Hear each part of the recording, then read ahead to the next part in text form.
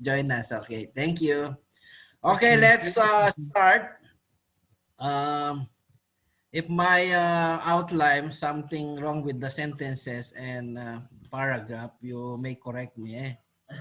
You can edit me on the spot. Okay. Yes, So let me show you my PowerPoint. Jonathan, can you? So we're gonna talk about Jesus. We're gonna talk about how Jesus is great to us, being our Lord and Savior. So we're gonna tackle that, and then after, if you have a question, you can ask me anything, and then we can give you the answer from the Bible.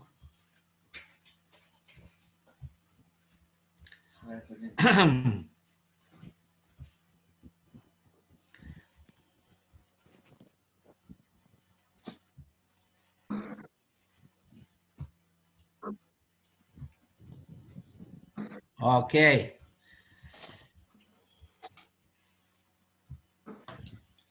So now we can talk about the Lord Jesus being our God and Savior. So remember, there's a lot of Christians. Somehow we know that they're being matured, they're being shallow, but somehow we must learn from this. How would you know? This is the question here. Let me know if there's something wrong with my paragraph. How would you know if someone come and say, I am Jesus, your Savior? What will be our guide to know the truth about Jesus? Is that a correct question? Huh? How would you know if someone come and claim that he is the Christ, he is the Savior of the world? What will be our guidance, our guide to know the truth about Jesus? So this is the answer here. Okay, introduction. How long you love delusions, the Lord says in Psalms 4:2. Let me give you the introduction of our outline. The Lord said in Psalms 4:2, how long will you people turn my glory into shame? How long will you love delusions and seek false gods? Somehow, there's a question here from the Lord. How long will you love delusions? Okay, so somehow we must learn tonight that there's a lot of delusions. God is asking us, how long will you love delusions and seek false gods? Okay, so remember, you must learn from this, and then we continue. Okay, remember John, the disciple, he gave us a warning or a beware of false spirit. Okay, so on denying the truth, 1 John 4:1, he says, dear friends, do not believe every spirit, but test the spirits to see whether they are from God, because many false prophets have gone out into the world. Even on that time that John wrote this, he believed there's already a lot of false prophet in those times. That's why he warned Christians like this. Dear friends, do not believe every spirit, but test the spirits to see whether they are from God, because there are a lot of false prophets on that time. Even today, a lot of prophets, false prophets, a lot of false teachers, a lot of false Christ, because many false prophets have gone out into the world. So he said, beware. Next. Watch out that you are not deceived. Even Jesus warned us.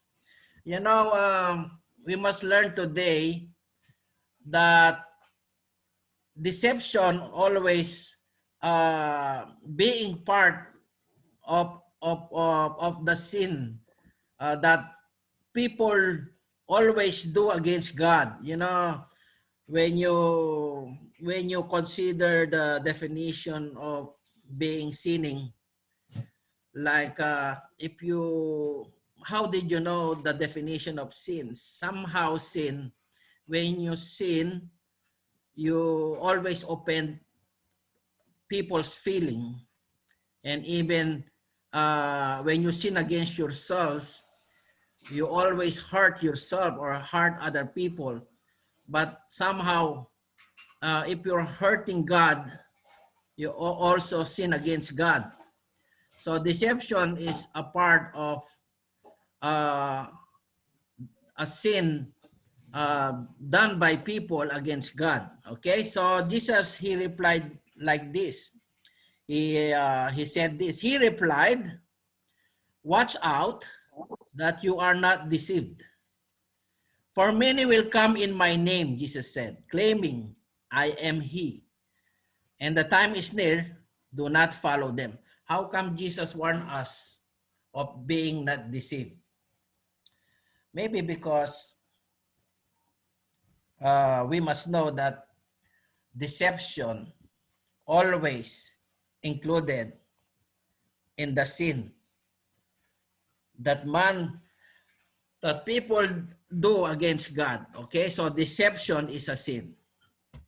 Next, number one that we must learn when someone would come and say, "I am the Christ." He claimed that he is the savior of the world. How do we know that he is really the Christ? So first thing we must know, Jesus was prophesied in the Old Testament even before he was born. So remember our basis, number one basis on how to see Jesus being our Savior and God.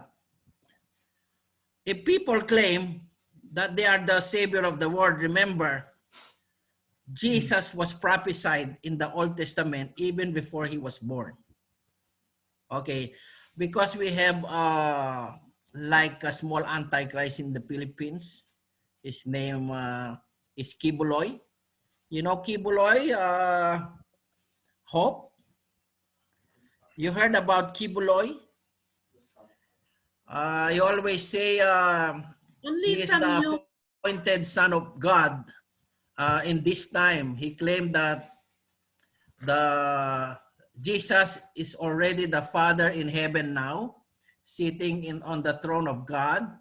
And because Jesus already sitting there as the Father, he might need a son, appointed son. So he claimed himself as being appointed son of God.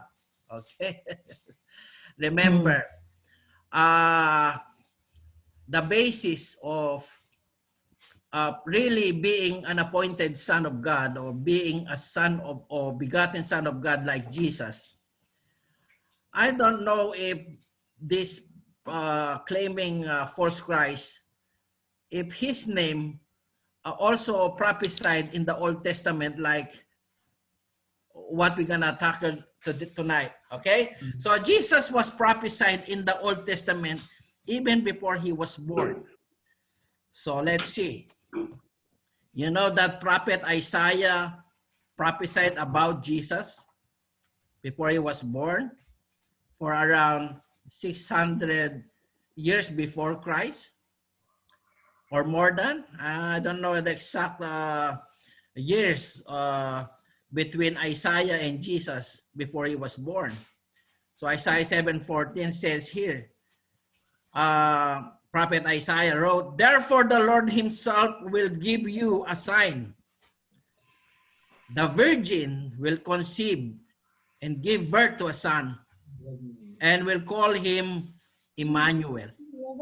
So this verse prophesied 600 plus BC, means BC before Christ. So a lot of a very a long distance of their generations. But somehow Isaiah already prophesied about a child will give birth to a son. The virgin will conceive and give birth to a son. You know where it is, where it was fulfilled? Here in Matthew 1:21-23. That Isaiah was fulfilled in the New Testament. You can read that in Matthew 1:21-23. I will read it to you. She will give birth to a son, and you are to give him the name Jesus. You know, the angel appeared to Mary, and he said this to her. She will give birth to a son, and you are to give him the name Jesus, because he will save his people from their sins.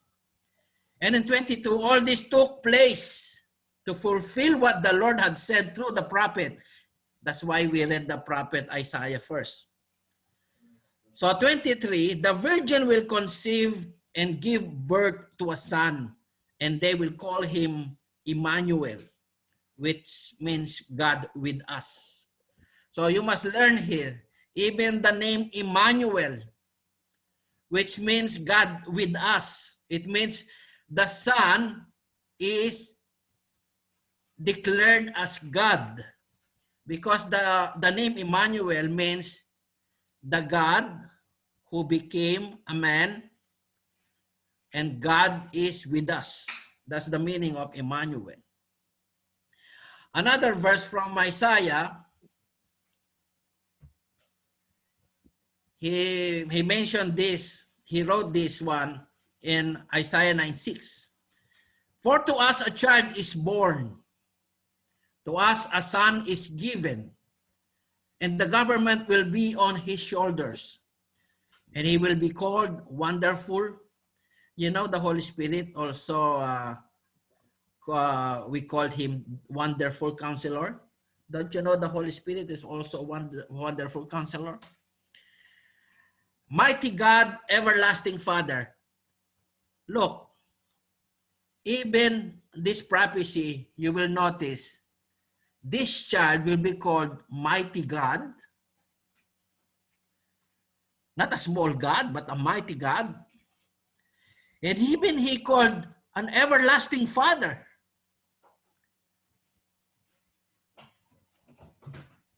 Prince of Peace. So how come those professing, they're claiming they are the Christ? Somehow this verses is just two of the verses that prophesied about Jesus before. There's a lot of prophecy about Jesus in the Old Testament. If you might search for all those prophesied about Jesus. But somehow right now we must know, anyone who claim that they are the Christ, don't believe them, because you must learn first that Jesus, before he came, his coming already prophesied in the Old Testament. Amen? Amen. Okay, next. Now, you will know false Christ if they don't have claim like Jesus have in the Old Testament. So, you will know false prophets, false Christ, false teachers if they don't have claim like Jesus have in the Old Testament. So, Matthew 24:24, Jesus said this to the disciples. For false messiahs and false prophets will appear and perform great signs and wonders to deceive, if possible, even the elect. So Jesus warned us for false messiahs. There's a time, even in the end times, false messiahs will appear. and false prophets, and perform great signs and wonders. These false messiahs are not merely like ordinary people. They can perform miracles, signs and wonders. You know, people, even faith healers, they believe.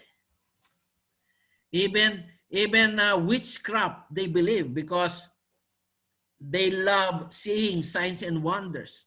But they didn't know that deception as for God is a great sin against God if you believe in a deception. If possible, he said here, even the elect will be deceived.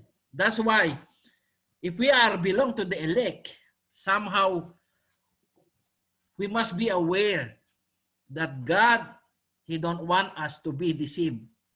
On the other hand, number 2, how come Jesus is the only one that we must consider him as our Lord, our God, our Savior? You know, the claim here of Jesus is not really been possible to be claimed. He is the only one who can claim this one, being the Word of God who became flesh. So we tackle about the Word of God who became flesh here. So let's start. Remember, Jesus said in John 8:23-24, Jesus said, I am from above. Even you, even us, can we say to ourselves that we are from above? Look what Jesus says here in John 8:20-24. But he continued. He's talking to the Jews here. He's talking to the Pharisees and Sadducees, the Judaism priesthood, okay? Because Jesus is against those Pharisees and Sadducees. They always question him about Jesus being claimed as the Messiah, coming Messiah, because the Israel during this time, they are waiting for the Messiah to come to deliver them from the hands of the Roman Empire. But he continued. Jesus said, you are from below. Don't you see Jesus can say you are from below? And then he said, I am from above. Who can claim this one if he is not really from above? Okay. You are from below. He said, I am from above. You are of this world. I am not of this world. I told you that you will die in your sin. If you do not believe that I am he, you will indeed die in your sins. You know what Jesus claimed here, that he is the I am that I am? You know the God who introduced himself to Moses during encounter in the burning bush before he delivered Israel from the hands of the Pharaoh in Egypt, from the bondage of Egypt. While Moses encountering God in the burning bush event, he asked God, who are you? He said, and then God, he said, I am the God. I am that I am. Don't you know that if you don't believe Jesus as God and equal to the I am who introduced himself to Moses, you are committing sin. Somehow many people now, they are preaching the gospel. They are preaching the church. They are preaching their doctrines, but somehow they are claiming that Jesus is only a man. Even in the Philippines, there is a religion, a very, very big, big church, big organization. They always claim that they are claiming they are the one, they are the church. They are the true church of God. But somehow, when they declare Jesus as their Lord, Jesus is only a merman, not a mermaid, an ordinary man. How can a man save you? Do you think if you declare Jesus as a man, only a man, do you think he can save you? Because we are an ordinary man also. How can an ordinary man save your soul? Me, I believe in Jesus. Jesus is a God, a son of God.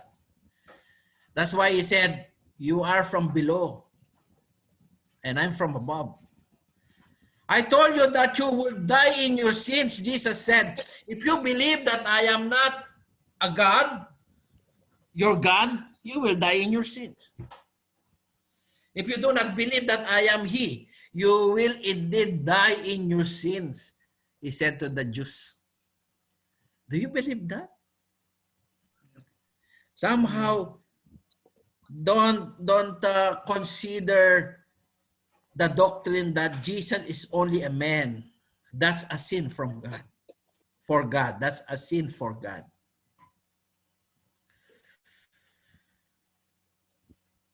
Next. Okay. What is the claim of Jesus being the Word of God? Let's read John 1:1-3. The Word became flesh. In verse 1, he said, in the beginning was the Word. Of course, God have a mouth. When the Father declared that when he began to create the universe, he said, there will be light, there will be planets, there will be a universe, there will be sun and moon, there will be animals and men, people. Before he will create, he created the universe by his word, from his word. Even us, God created us in his own image. That's why he created us with our own mouth and we have our own word. God also like that. He has the word. In the beginning was the word. The word spoke when he created the universe. And then he said, and the word was with God, of course. What do you think if we talk about our mouth, our own word? Me, I am a man, so I have a word. So my word is come from a man, an ordinary man. But somehow is God have a word, that word, also a God. Look, in the beginning was the Word, and the Word was with God, and the Word was God, of course. The Word of God is God also, because it comes from the mouth of God. And then in verse 2, he was with God in the beginning. Through him, all things were made. So everything were made through him, even us. We owe our lives to this word.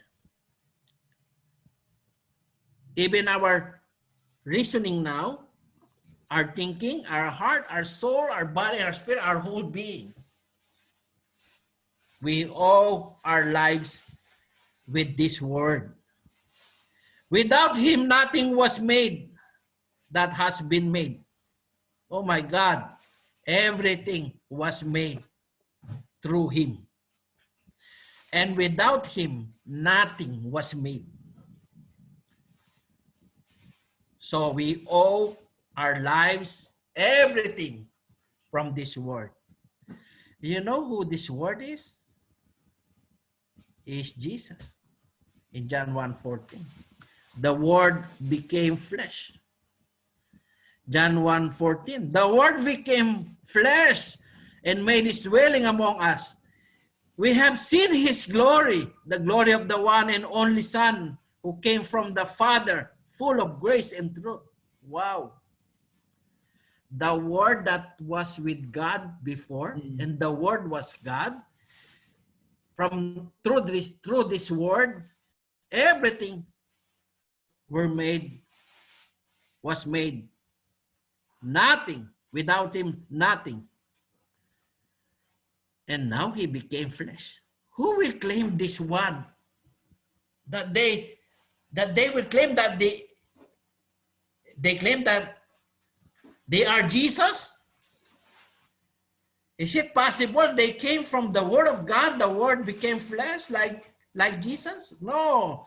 Nobody claimed this. Only Jesus will claim this for himself, because he is the one not came from this world. He came from above, he said. Wow. Thank you, Lord. Okay, next. So remember, when you talk about God, God is spoken to us by his Son. But before, he spoke to our ancestors. He said in Hebrews 1:1-3, in the past, God spoke to our ancestors. Ancestors, Abraham, Isaac, and Jacob, the patriarchs, the ancestors of the Israelites. Paul said to the Hebrews, in the past, God spoke to our ancestors, to the prophets. Through the prophets, he used prophets. And many times, many generations, different generations, and in various ways. All these things was written in the Old Testament. But in verse 2, Paul said, but in these last days, he has spoken to us by his Son, whom he appointed heir of all things, and through whom also made the universe. Oh my God. So this Son, all things, and through whom also made the universe. Jesus made the universe. The Son is the radiance of God's glory, the exact representation of his being. Don't you know that the Son of God is the exact representation of his being, equal to the Father? How can you say that Jesus is only a man? Maybe those religions who claim Jesus is only a man, they belong to the verse that Jesus said in John 8. If you don't believe that I am, you will die with your sins, he said. Oh no, don't. Okay, this is my conclusion is this. If someone claiming that the truth, they have the truth, they have the true church, but somehow they want to decline the glory of God, decline the Son of God being a Son of Man. Oh my goodness, don't go there, even if they are a big church, because claiming that Jesus is only a man, you got really, I tell you, every people who claim that Jesus is not God, they are in big trouble. The Son is the radiance of God's glory and the exact representation of his being, sustaining all things by his powerful word. Remember, Jesus is the Word of God. After he had provided purification for sins, he sat down at the right hand of the Majesty in heaven. Okay, nobody will claim these attributes of Jesus, where he belongs, where he wants us to put him on our comprehension, you know. Next. Even Jesus said, it is the Father living in me. You know, when Jesus spoke, whatever come out from his mouth, he always claim, I spoke not from myself.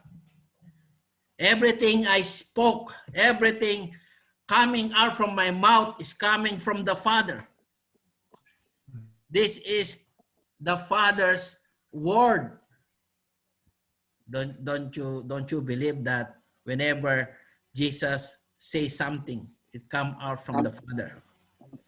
That's why he said in John 14:10-11, don't you believe, he said, that I am in the Father and that the Father is in me? The words I say to you, I do not speak on my own authority. Look, he said, the words I say to you, I do not speak on my own authority. Rather, it is the Father living in me who is doing his work. Believe me, when I say that I am in the Father and the Father is in me, or at least believe on the evidence of the works themselves. If you don't believe that what I say comes from the Father, at least you believe on all the miracles I've done, he said. So remember, Jesus is not only the Word of God who became flesh. When he spoke, he speak before the Father. The Father is talking to us through Jesus. Next. Remember, Jesus is not from below. We are all from below. People always only exist in this world. Our mother and father made us. But Jesus was not.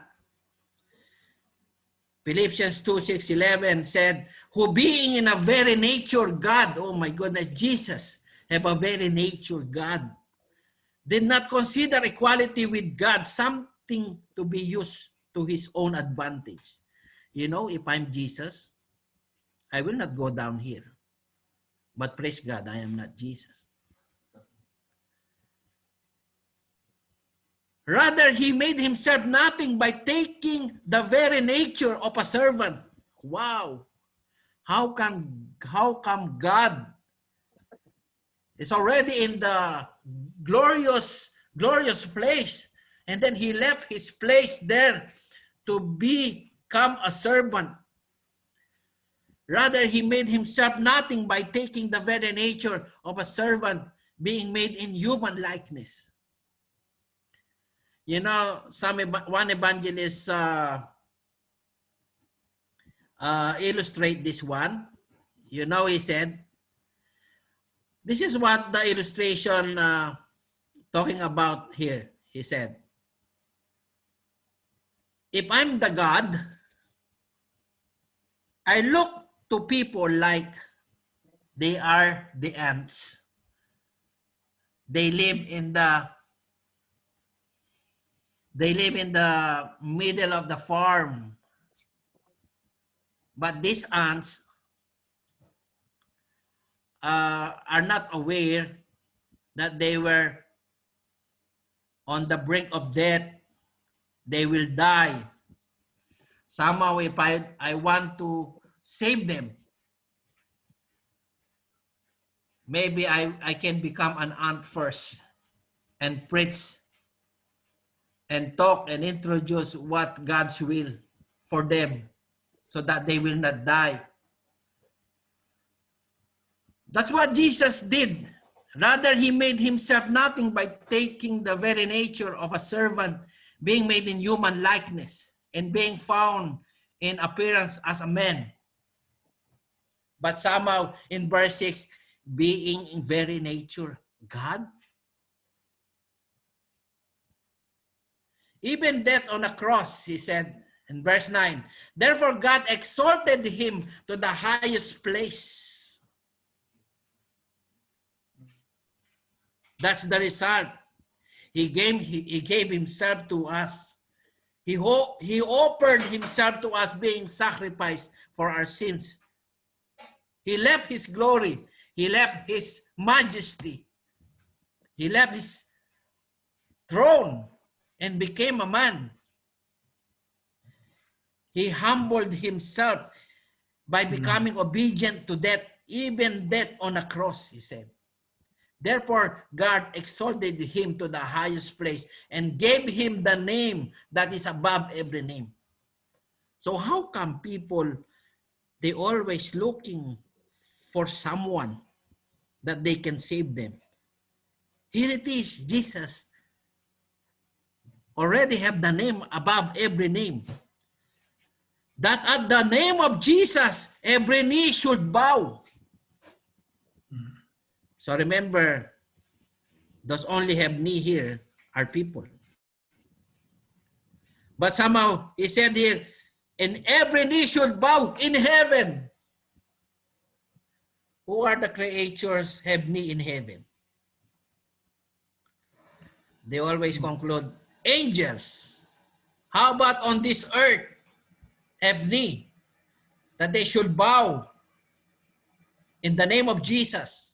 People, don't you know that there is also a creature that have knee under the earth? Who are those creatures under the earth? Do you know? Me, I don't know, but it mentioned here, there are knees under the earth. And every tongue acknowledge that Jesus Christ is Lord, to the glory of God the Father. You know, to the glory of God the Father, you must ask the Father, Father, how can we glorify you? Obey my Son. Father, how can we obey your will? Have faith in my Son. How can we serve you, Lord? Acknowledge my Son. So Jesus came from God. The God himself gave Christ to us. If he wants to praise God, if he wants to glorify God, then glorify Jesus, because that's the will of the Father. And every tongue acknowledge, you know the word acknowledge. Recognize Jesus as your Lord and Savior. For what? To the glory of God the Father. Do you understand, my brothers and sisters? Yeah, amen. Yeah. You're not scared of my voice? No. Okay, God. Thank you, Lord. I'm just carried away, okay? Just be patient. Thank you. Okay, number 3.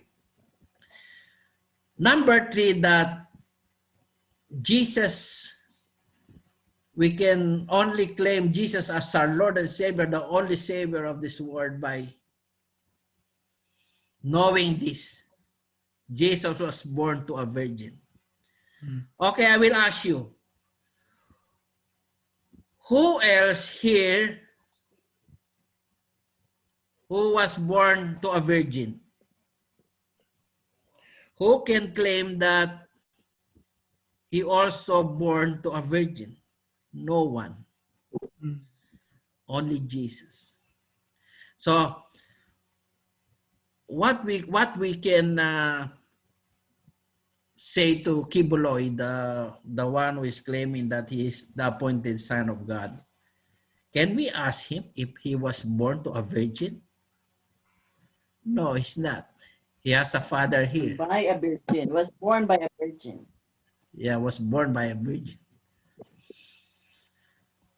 Next. Don't you know? Jesus, Emmanuel means God with us. All this took place to fulfill what the Lord had said through the prophet. The virgin will conceive and give birth to a son, and they will call him Emmanuel. Look, the virgin will conceive and give birth to a son. You know what happened to Mary before he conceived Jesus? While she's praying, the angel came to him and said, Mary, don't be afraid. You will give birth to a son, and you will call him Emmanuel. Means God is with us. You will call him Jesus, he said. So remember, the name Jesus was not given from Joseph or Mary. The angel gave the name Jesus and Emmanuel to Mary, the angel. The angel came from God. Next. So remember, we must learn that the word Son of God, Jesus claimed himself as a Son of God from the Father's side. Don't you know that Jesus is a Son of God from the Father's side? Because his Father is not a man. His Father is a spirit. So remember when Jesus said to the Samaritan in John, today, he said that the will of the Father, you must, because God is a spirit, you must worship God in the spirit and in truth, because God is a spirit. So Jesus' Father is a spirit. So 1 John 5:10, whoever believes in the Son of God, accept this testimony. Whoever does not believe, God has made him out to be a liar, because they have not believed the testimony God has given about his Son. What is that testimony? Whoever believes in the Son of God, he became the Son of God because his Father is the God. Okay. So this is the testimony. You must believe that Jesus is the Son of the living God, the Spirit God. He had no father. He had no father from this earth. Joseph is the stepfather of Jesus. So remember, when Mary gave birth to Jesus, is still a virgin. Only when she gave to Jesus, that's the only time he broke his He hymen. broke her hymen. Hymen. Whoever does not believe, God has made him out to be a liar. So you must believe this, that Jesus is a Son of God from the Father's side. What else? So remember, there are two kinds of name for Jesus, being the Son of God and the Son of Man. Don't you know that Jesus, they also called him the Son of Man? So being the Son of Man, he came from the mother's side, Mary. That's why Son of God from the Father's side, Son of Man from the mother's side. Because Mary is a human being. So Matthew 16:13-16, even Jesus asked the disciples like this. Peter declares that Jesus is the Messiah. When Jesus came to the region of Caesarea Philippi, he asked his disciples,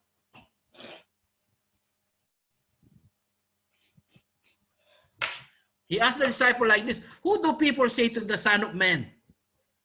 Because he always hearing, oh, Jesus is the Son of Man. He's the Son of Man. A lot of people, they are claiming that he is the Son of Man. Even today, they are claiming that, yeah, they call Jesus as Lord, but somehow they just call him Son of Man. And then Jesus asked them, who do people say the Son of Man is? Can I know from you what you heard about me being the Son of Man? And the disciple, they replied, some say, Jesus, you are John the Baptist. Because John the Baptist already died before Jesus asked this. Others say, you are Elijah. And still others, you are Jeremiah and one of the prophets. And Jesus asked them again, but what about you? He asked. Who do you say I am? Simon Peter answered, you are the Messiah. You are not son of man to us. You are the son of the living God. So remember, we Christians, before we must accept anyone who are they prophesy that they are the Christ, don't believe them. Because Jesus warned us already. Don't believe any deception because deception is a sin. Who do you say I am? How about us? What we can be answered? Lord, you are the Messiah. You are the Son of the living God because the Father is God. Equivalent to you. Equal to you. That's the thing. That's the testimony of God. Okay. Don't you know that the 11 disciples worship Jesus? Before, when I was in my former religion, I will not mention my former religion before. But somehow I believe I also worship the disciples. I thought Saint John, Saint Paul, Peter are equivalent to Jesus. They can be worshipped. They can be like, they have like an idol, and then I always wipe their face and kiss them. Because I believe that Jesus and all these disciples are even and the same. They are all gods. Oh my goodness, when after I read the Bible, I was deceived. Now, Matthew wrote this, that he saw, he experienced Jesus as their God, and they worship Jesus. So the disciples cannot be worshipped because the disciples worship Jesus. He said here, Matthew 28:16-19, then the 11 disciples went to Galilee, to the mountain where Jesus had told them to go. When they saw him, they worshiped him. Don't you see here? The 11 disciples, they worship Jesus. How can you worship a man? If you worship a man, you will go to hell. Because God don't allow to worship a man. But if he allow you to worship him, then you are on the right position. You know him, not only your Savior, but as your God. But some doubted.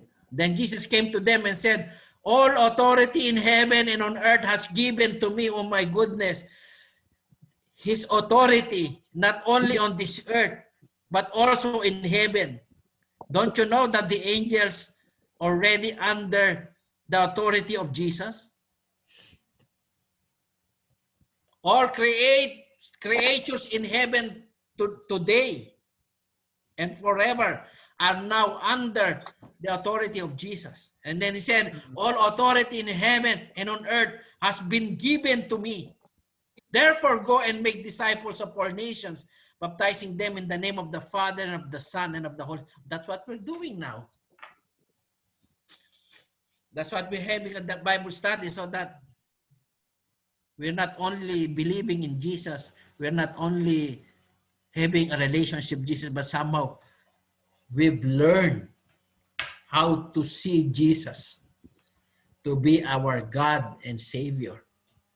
He's not only an ordinary man. He is our God. Next, don't you know that the mother of Jesus is one of the disciples who worship Jesus? How will I know? It is written in the Bible.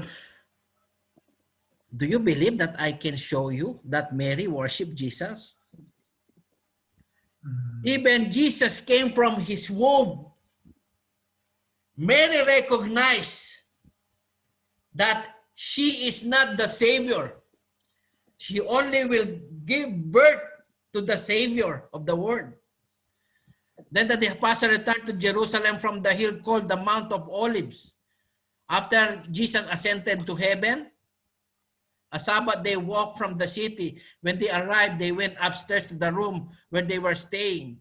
Those present were Peter, John, James, Andrew, Philip, and Thomas, Bartholomew and Matthew, James, son of Alphaeus, and Simon the Zealot, and Judas, son of James.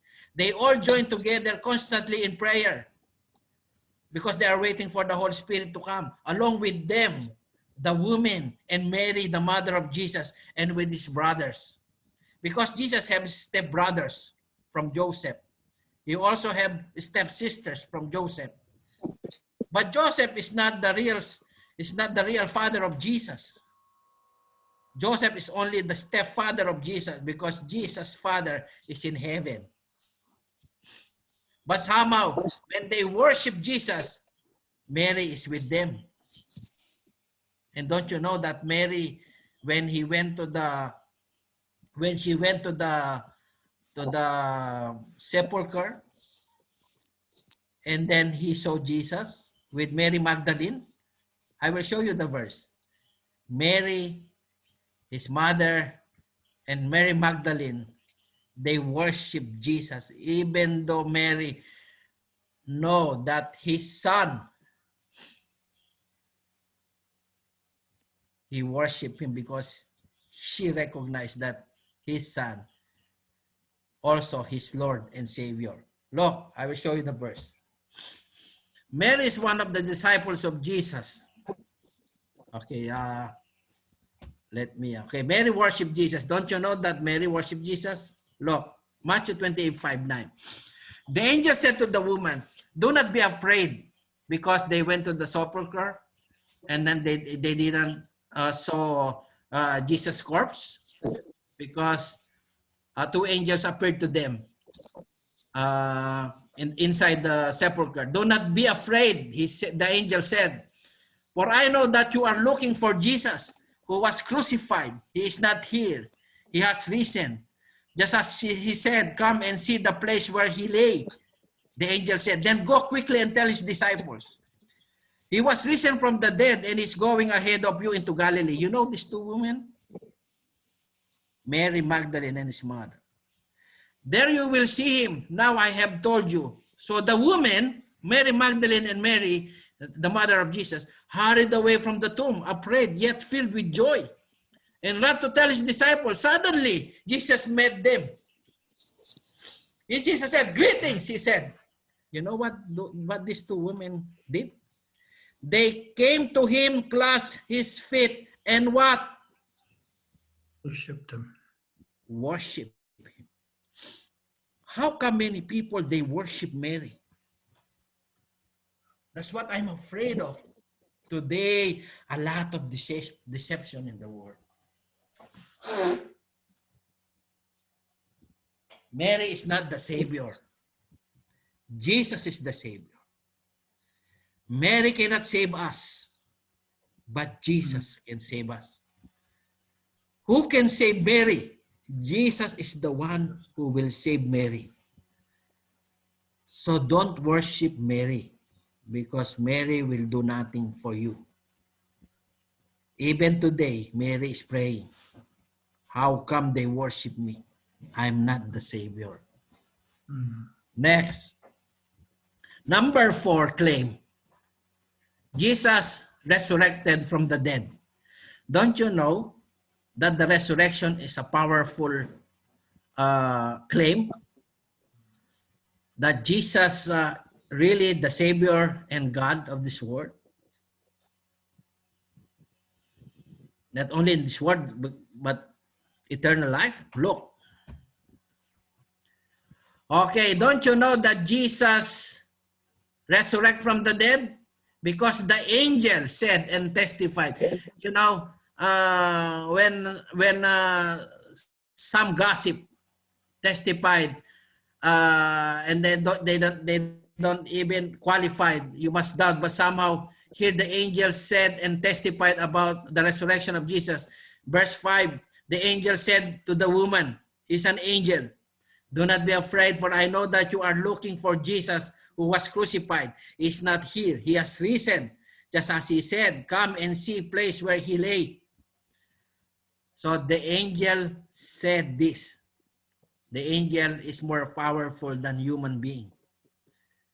They know, they claim, they testified, and they're the one who tell Mary and Mary Magdalene and Mary, the mother of Jesus. Next. Don't you know that Jesus appeared for 40 days to the disciples? With the disciples? 40 days. With flesh and bones. He even teach them.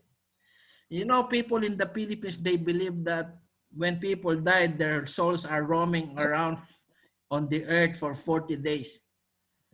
That's not true. The truth is, when Jesus resurrected from the dead, he appeared to the disciple with flesh and bones. He's not a ghost. Even Thomas put his finger to the middle of his hand. After his suffering, he presented himself to them and gave many convincing proofs that he was alive. He appeared to them over a period of 40 days and spoke about the kingdom of God. How can a ghost teach you? How can a ghost spoke about the kingdom of God? But because Jesus is alive, he's alive with physical, immortal body. That's what he promised to us. He was dead. Who is the dead? The body. The body. He resurrected his body. Next. Don't you know that he also appeared to more than 500 people? 500 believers. 1 Corinthians 15:3. For what I received, I pass unto you as of first importance, that Christ died for our sins according to the scriptures, that he was buried, that he was raised on the third day according to the scriptures, and that he appeared to Cephas, and then to the 12. And after that, he appeared to more than 500 of the brothers and sisters. Oh my goodness. And the same time, most of whom are still living, through some have fallen asleep.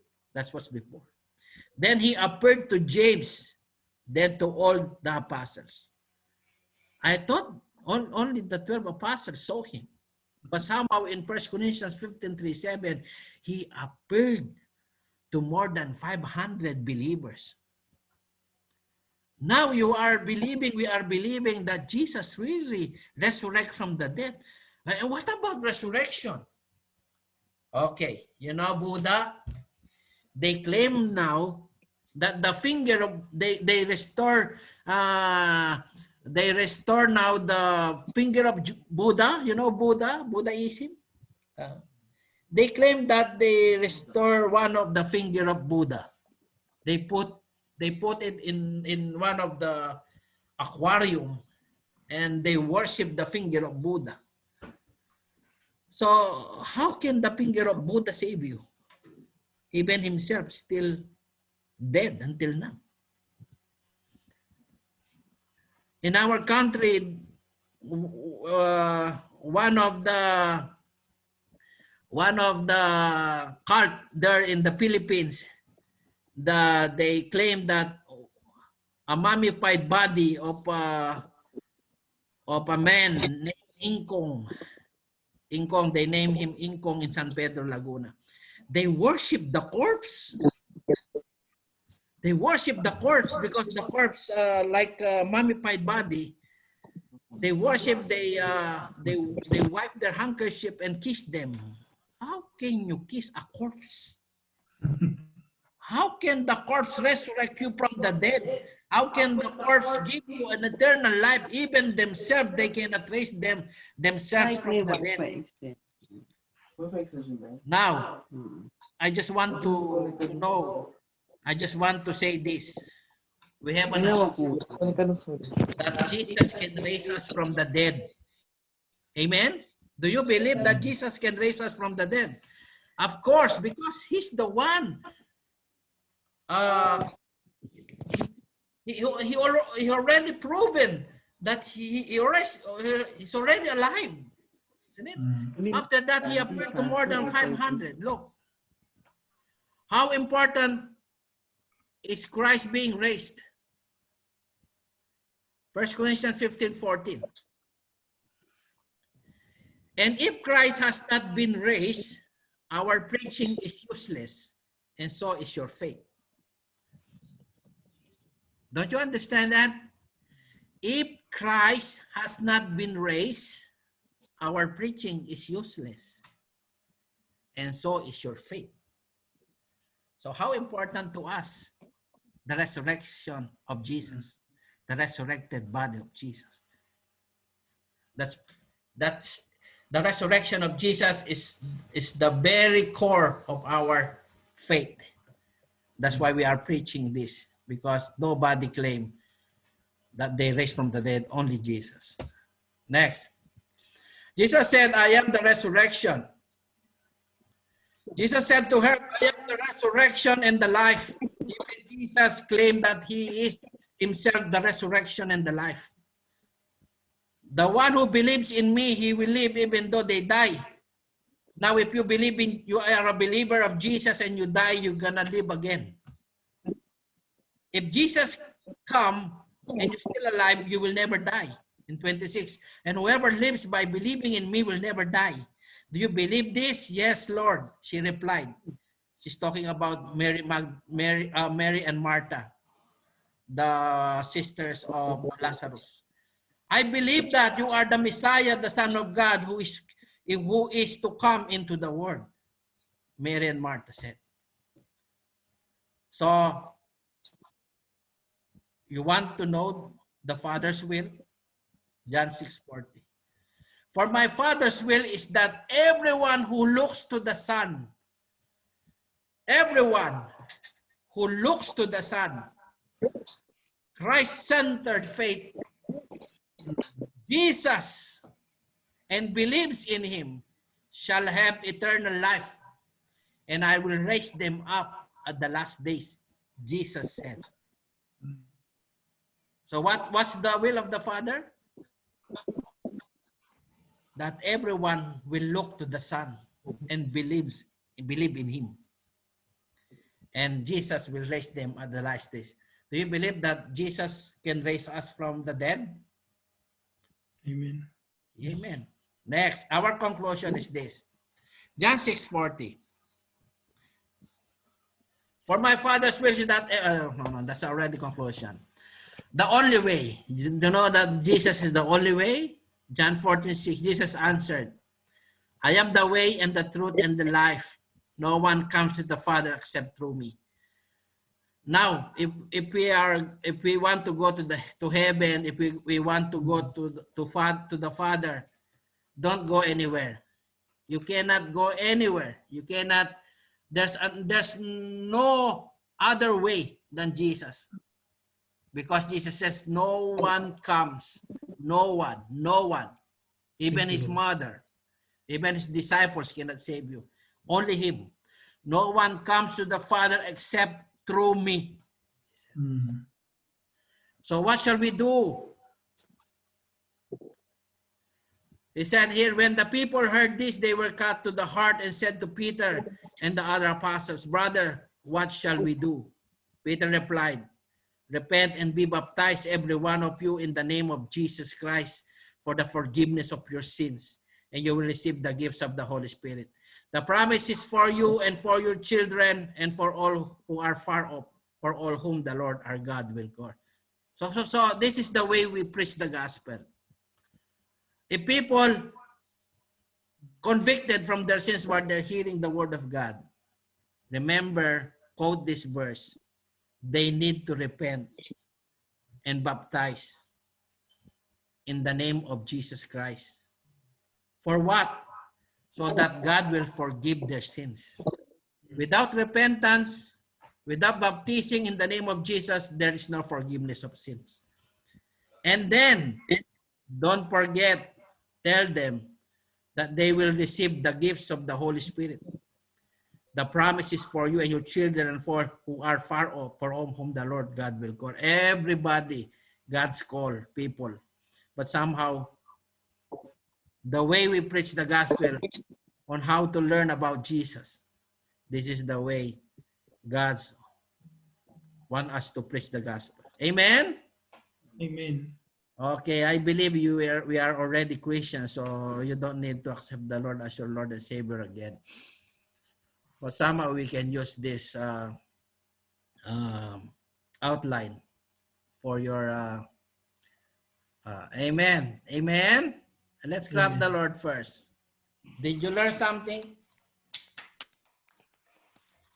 Thank you, Lord. Sister Monet. Sister Monet, where are you?